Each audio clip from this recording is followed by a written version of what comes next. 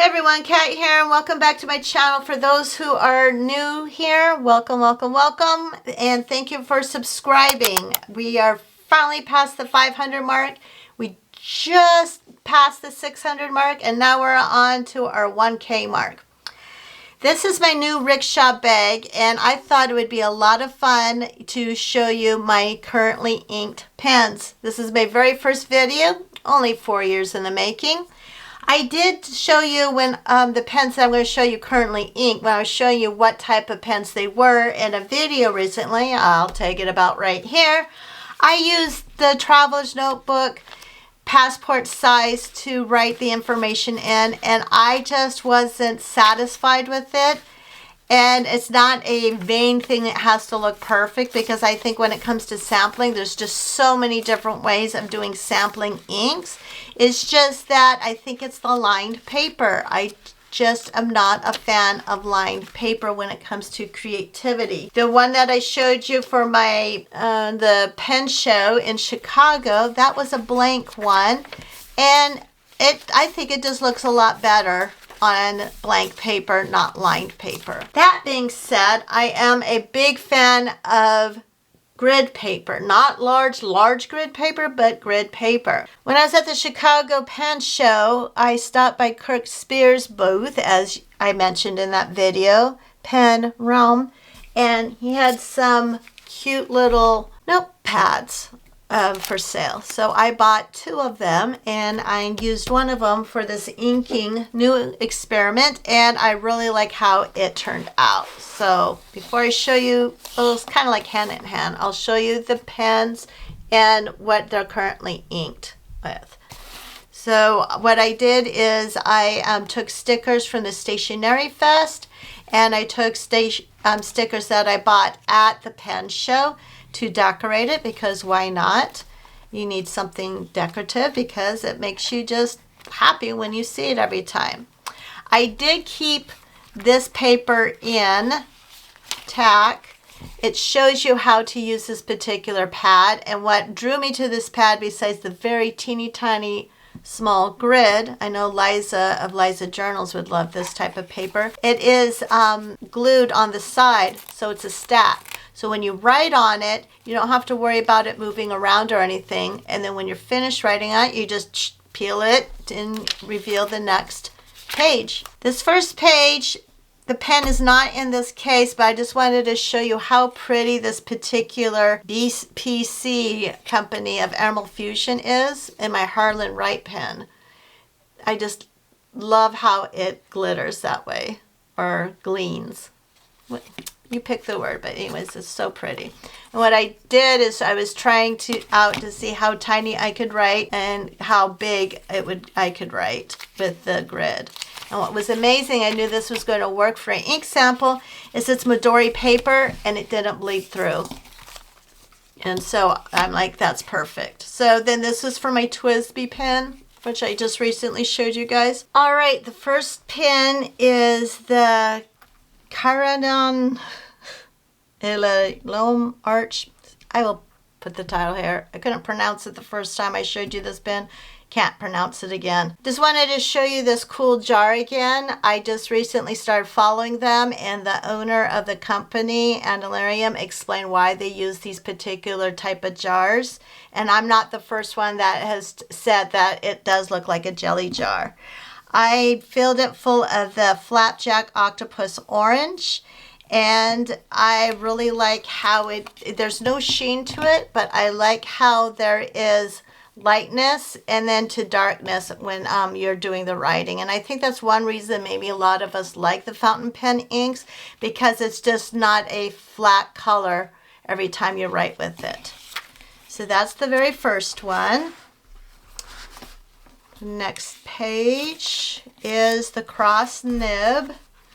Let me see, the cross nib is this one. And this one is I Am Cat. This is what the bottle looks like. And it does have shimmer in it. But my friend Talia told me is if you don't want to get all this shimmer into your pen, just let it settle to the bottom before you draw up. and then you won't get as much shimmer in it. This is more of a smoky gray color, which I like. There was another one that I had. I think it was something with one of the famous writers' names. I forget what company it was. It's been a couple years now since I've had that sample. It's long gone. I really like how it goes from light to dark, just like the other ones. And I was able to write teeny, tiny, tiny, and then a little larger. And when I go to try out pens in stores or inks, I always like to write hello. So that's why I did that. And once again, it did not leak through the paper. There's a little ghosting this time, but it's probably because I was a little heavy-handed on the sample. The next one is the Waterman. This is the Waterman one. And this one is, this one was a lot of fun to write with. Let me show you the nib if you haven't seen my other video yet. It's like inset into the pen, and it wrote really smooth. I wasn't sure if my finger, because the way I write with being a lefty, would get in the way of the nib, and it didn't. And this one was the Robert Oster Signature Earth. This one too has some shimmer in it. I misread it when I first bought it because I really like the colorway. So just like I Am Cat, I made sure everything was down at the bottom before I filled the pen. And this is has an earthy tones to it. Thus the name Earth. But it really, variation is really nice. And if you notice, since my last video, I've been practicing those fancy S's. And I'm pretty proud of what I have accomplished so far. Next one is one of our Pelicans. And it's the West German one. And this one has the Tom Studio ink in it. This is a company from the UK. This is the only one I have of Tom Studio, besides the black samples that come in with his pens.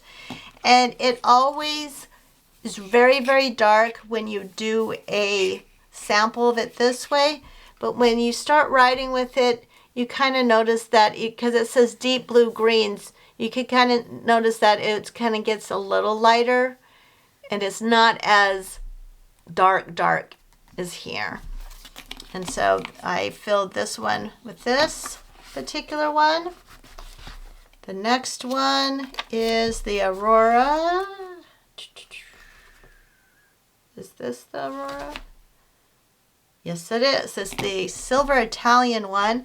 And this one I used the teal waistband. This is what the bottle looks like. And when I was sampling, just trying out the nibs for each pen in my last video, I forgot to rinse this one out very well. So what happened is it still had some of that green, I think of Weeping Willow. So I just had to keep writing and writing and writing. And then finally the waistband color showed up down here. So I was about to rip off this page and start again, but then I'm like, no, that's just part of life. Sometimes you have another ink in the nib part that wasn't completely cleaned. And so it's kind of cool how you can see the transition from the Weeping Willow into the teal waistband. And then we have our Sailor, the one and only Sailor. Now this was the first time I have used this Sailor. And I'm not saying I'm disappointed or sad that I have a Sailor. I'm excited that I actually have a Sailor pen. It was just really weird writing with it. This part of the cap kept rubbing here, and that was just a little icky for me because when I hold pens and stuff, there's just a sensitivity. But as you notice, this kind of goes down. And maybe if I get used to this cap, it won't do it as much, but it just seems small because I've taken the other pens I just showed you and took the caps off and didn't have this issue, but it just seems like a small pen. I just wish it was just a little longer. But the Sailor nib, oh my goodness, the nib just wrote beautifully. So let me put this back on and then show you. And this particular one is with the, let's see, which one did I write? Oh, it's a sample, and it's called Oblation Portland Rain.